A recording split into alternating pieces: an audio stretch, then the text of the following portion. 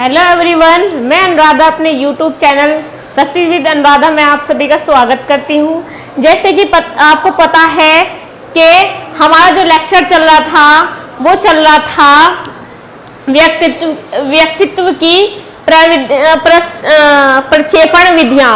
अब इसमें हमने पहली विधि पढ़ ली थी रोसा साई धब्बे वाले परीक्षण हम पढ़ चुके हैं अच्छे से। अभी हमारा दूसरा चल रहा था टैट, ठीक है। इससे पहले वीडियो में आधा इसके बारे में डिस्कस कर चुकी हूँ, आप मेरे इससे पहले वाले लेक्चर को देख सकते हैं, ठीक है। तो चलिए आगे चलते हैं। इसमें टैट में क्या होता है, इसमें चित्र एक दूसरे मतलब इसमें क्या है, इसमें कितने बिंदु थे, इसमें 2 बिंदु थे, इसमें कितने कार्ड थे, इसमें 30 कार्ड थे। 30 कार्ड का प्रयोग किया गया है और एक कार्ड का प्रयोग इसमें एक कार्ड ऐसा था जिसमें चित्र नहीं बनाया गया था, यानी कि 31 टोटल 31 कार्डों का प्रयोग किया गया है। इसमें क्या था, इसमें जो 10 कार्ड थे उस पे तो महिलाओं के चित्र का वर्णन किया गया था, महिलाओं का चित्र था, और उनमें से जो 10 थे उसमें पुरुषों के चित्र कार्डों पर दिए गए थे, है ना। और जो अदर थे, जो और 10 बचे हैं, उनमें क्या था, महिलाओं और पुरुषों दोनों का चित्र का मिक्सअप था, है ना। तो ये है कि इसमें चित्र एक दूसरे चित्र से भिन्न बहुत अलग अलग होते हैं, है ना। इसमें एक कार्ड ऐसा होता है जिस पर कोई चित्र नहीं बना होता। मैंने बताया ना कि टोटल 31 कार्ड थे, 30 कार्ड तो उन्होंने प्रयोग कर लिया था, लेकिन एक कार्ड ऐसा बचा था जिसमें चित्र नहीं बनाया गया था, ठीक है। तो इस परीक्षण पर 10 कार्डों पर पुरुषों से संबंधित व 10 कार्डों पर महिलाओं से संबंधित चित्र बने होते हैं, जो मैंने अभी आपको बताया है। और 10 कार्डों पर दोनों के चित्र बने होते हैं, यानी कि महिलाओं के भी और पुरुषों के भी, है ना। इन कार्डों का प्रयोग परीक्षार्थी की आयु व लिंग के आधार पर किया जाता है ना। ये जो कार्ड का प्रयोग होता है ये 14 वर्ष से अधिक बच्चों के लिए प्रयोग किए जाते हैं। जैसे कि यह पूरे परीक्षण में सिर्फ 20 चित्रों का प्रयोग किया गया है। इस परीक्षण में को 14 वर्ष से अधिक आयु वाले बालकों के लिए प्रयोग किया जाता है। ये क्या है, इसमें ये जो टैट है, यानी कि थर्मेटिक, ये है टैट है। टैट को किसने प्रतिपादन किया था, टैट का किसने किया था, ये प्रतिपादन किया था मूर्रे एंड मॉर्गन ने, ठीक है। अब इसमें क्या बताया था उन्होंने 30 कार्ड लिए थे प्लस एक कार्ड अलग से लिया था, 31 कार्ड लिए थे। अब 31 कार्ड में से 10 कार्ड पर महिलाओं का चित्र बना लिया था और 10 कार्डों पर पुरुषों का चित्र बना लिया था, और बाकी जो 10 बचे उनका महिलाओं और पुरुष दोनों का मिक्सअप चित्र बना दिए गए थे, है ना, बने थे। और जो एक जो कार्ड रह गया था उस पर क्या करा था उन्होंने, एक कार्ड पर चित्र ही नहीं बनाया था, है ना, वो बिना चित्र के कार्ड था। तो इन कार्डों का प्रयोग परीक्षार्थी की आयु व लिंग पर के आधार पर किया जाता है। और ये जो कार्डों का ये जो परीक्षण है किस पर किया जाता है, 14 वर्ष से अधिक वाले आयु वाले बच्चों पर किया जाता है। तो चलिए नोट कर लीजिए, इसे अच्छे से नोट्स बनाएंगे, साथ के साथ लिखते चलेंगे। चलिए देखिए, टैट थर्मेटिक अपेरसेप्शन टेस्ट, इससे मोरे और मॉर्गन ने इसका प्रतिपादन किया था इस परीक्षण का। इसमें व्यक्ति की रुचियां, इच्छाओं व आवश्यकताओं की जानकारी होती है इस परीक्षण में, ठीक है। इसमें व्यक्ति की कैसे रुचि है, कैसे उसकी आवश्यकताएं हैं, क्या उसकी इच्छाएं हैं, मतलब क्या क्या इच्छाएं कर रहा है वो, और क्या क्या उसकी किस चीज में उसकी रुचि है या नहीं है, क्या उसकी आवश्यकताएं हैं, है ना, और क्या उसकी इच्छाएं हैं, क्या रुचि है, इस चीज की जानकारी इस परीक्षण के द्वारा होती है। अब क्या है, परीक्षण देते समय परीक्षार्थी से कह दिया जाता है क्या कि ये जो चित्र हैं, ये जो कार्ड पे जो चित्र बने हुए ये क्या है, काल्पनिक हैं, काल्पनिक। उनको एक चित्र दिखाया जाता है, किनको, बच्चों को एक चित्र दिखाया जाता है, प्रत्येक चित्र पर एक कहानी लिखने को कहा जाता है, यानी कि अपने विचार वर्णन करने को कहा जाता है कि ये किस चीज का चित्र है, ये किस लिए है ना। इस कहानी के आधार पर जैसे घटना, पात्र, विचार, भावनाओं, परिणाम आदि को ध्यान में रखकर रचना करनी होती है। ठीक है, कभी कभी वह स्वयं बोलता है, परीक्षक लिखता है, और कभी कभी परीक्षार्थी स्वयं लिखता है। अब क्या है कि उनको वे कार्ड दे दिए जाते, कौन से कार्ड, वे जो जिसपे महिलाओं का चित्र था और एक पुरुषों का चित्र था। अब उन्हें वो कार्ड दिखाया जाता है तो उन्हें क्या बोल दिया जाता है कि ये काल्पनिक है, अपने अपने विचार इस पे स्पष्ट करो, अपने अपने विचार दो, है ना, अपने अपने विचार बताओ। ये जो घटना, पात्र, विचार, भावनाओं के आधार पे क्या होता है आदि को ध्यान में रखकर अपना इनकी रचना करनी होती है, इनके बारे में अपने अपने विचार देने होते हैं चित्र को देखकर, है ना। अपने अपने किसके आधार पर, इस कहानी के आधार पर, घटना, पात्र, विचार, भावनाओं के आधार पर रचना करनी होती है। ठीक है, किसकी, उस कहानी के बारे में लिखना होता है। और कभी कभी क्या होता है इसमें, कभी तो वह स्वयं खुद बोलता है, ठीक है, परीक्षक लिखता है, और कभी परीक्षार्थी स्वयं लिखता है, यानी कि कभी तो टीचर बोलता है जब बच्चे लिखते हैं, कभी बच्चे खुद ही लिखते हैं, खुद चीजें लिखते हैं, है ना।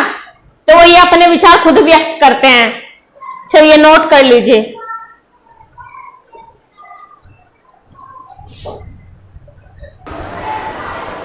देखिए ये है कैट परीक्षण। कौन सा परीक्षण, कैट। इसको कहते हैं बाल सम प्रत्यक्ष परीक्षण। क्या कहते हैं, बाल सम प्रत्यक्ष परीक्षण। अब इसमें क्या है, इसके प्रतिपादक कौन थे, डॉक्टर अर्नेस्ट क्रिस। कौन थे, डॉक्टर अर्नेस्ट क्रिस। इसमें कार्डों की संख्या कितनी थी, 10। कितनी थी, 10। इसमें कार्डों की संख्या 10 थी। इस परीक्षण में 10 कार्डों पर क्या, जानवरों के चित्र बने होते हैं। इसमें 10 कार्डों पर किसके, जानवरों के चित्र बने होते हैं। अब बच्चों को चित्र दिखाकर कहानी लिखने को कहा जाता है उन जानवरों पर, यानी कि कुछ ना अपने विचार व्यक्त करने कि कौन सा जानवर है, ये जो जानवर है ये क्या खाता है, कितने हाथ हैं, कितने पैर हैं, सब कुछ उसके बारे में वर्णन करने को कहा जाता है। किसके बारे में, वे जो कार्ड हैं, वे 10 कार्ड हैं, उन पे क्या है, उन पे जानवरों के चित्र बनाए गए हैं 10 कार्ड पर। और बच्चों से क्या बोला गया है, बच्चों से बोला गया है कि उन चित्र के आधार पर उन जानवरों के बारे में अपने अपने विचार लिखें, वो क्या है, कहानी लिखें उनके बारे में, है ना। यह परीक्षण 3 से 11 वर्ष की आयु के बालकों के लिए उपयोगी है।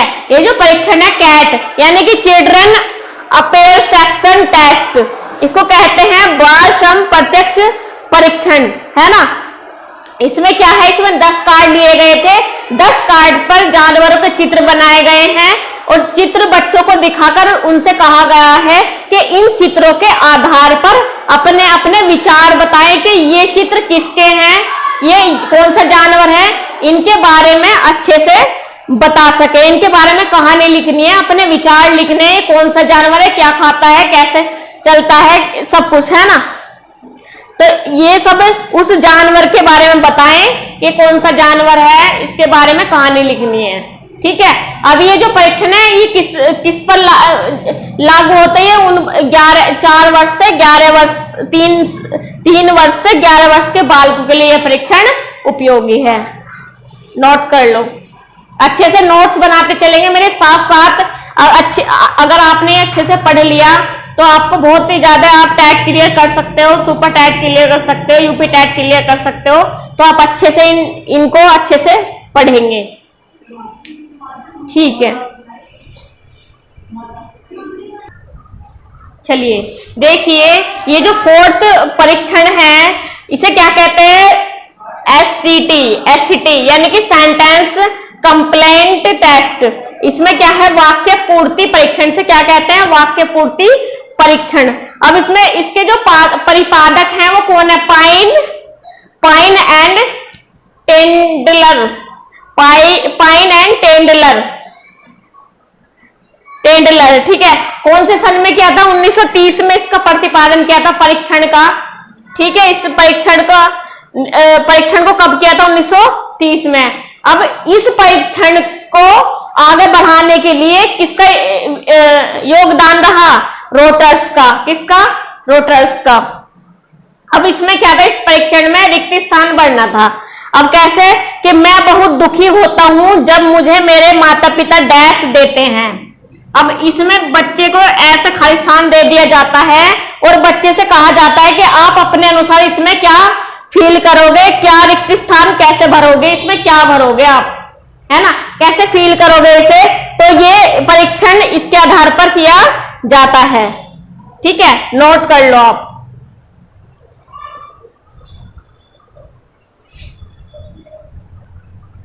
चलिए, ये हमारी लास्ट परीक्षण है, कौन सा, स्वतंत्र शब्द साचार्य परीक्षण।